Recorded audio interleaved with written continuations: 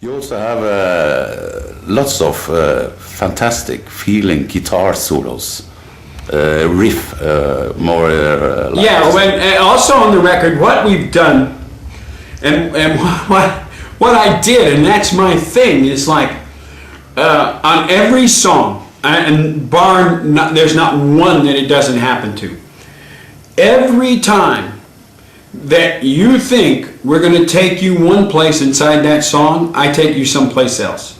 Every time you go, because you've heard all these songs before, and you hear people do this kind of style or this kind of thing, and they get to that spot in the song, and then you hear that, and then all of a sudden it goes to right, and it's so predictable that every time that I get to those spots, you go, oh, I know where you're going, and all of a sudden you go, whoa.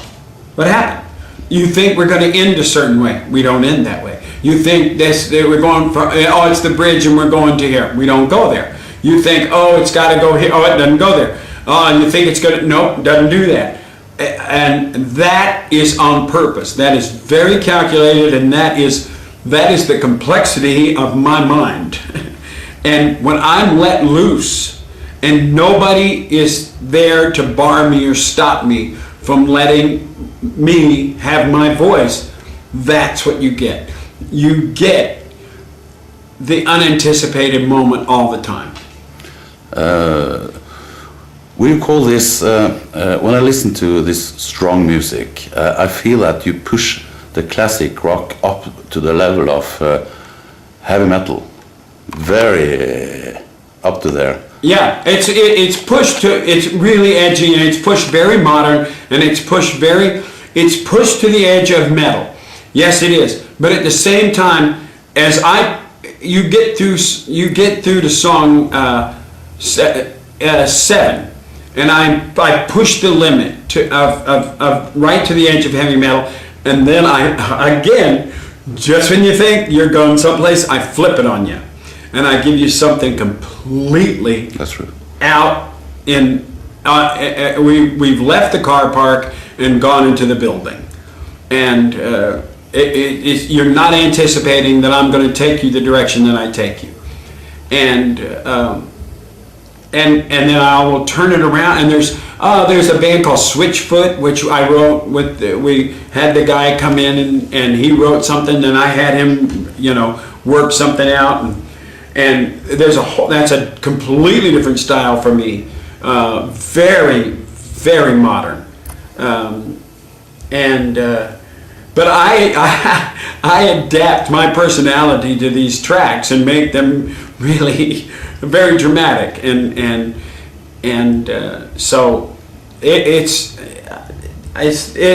the most important record of my career, and I've never been more proud of anything.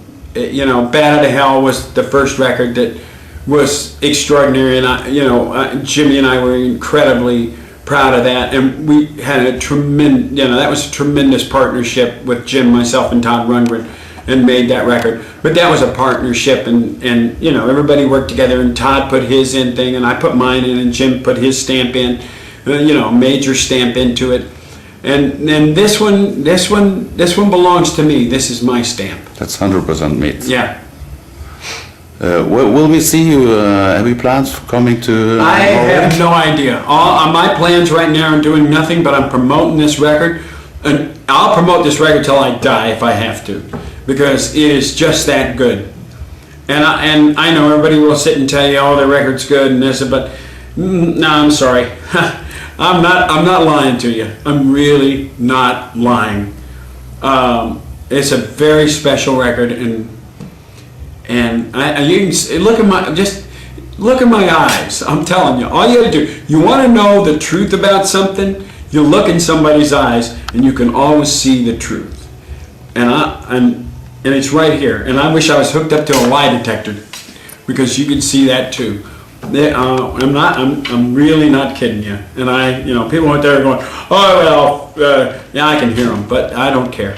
It's really great. Thank you so much, mate, for your, and we're looking really forward to see your album. Okay. And listen to it, and hope to see you live in Norway. All right, me too. Okay, thank you. Okay.